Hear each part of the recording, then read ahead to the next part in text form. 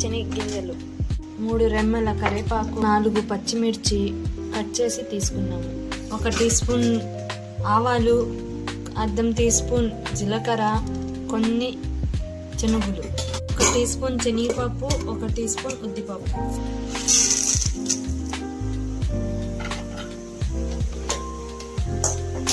Stove on చేసి 3 tea స్పూన్ల నూనె వేసుకొని ఇప్పుడు వేయించుకుందాం.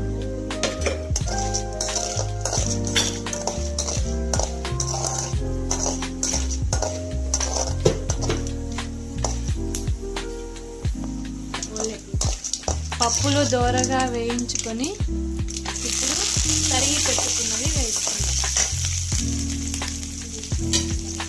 ఇందులోనే కొద్దిగా పసుపు,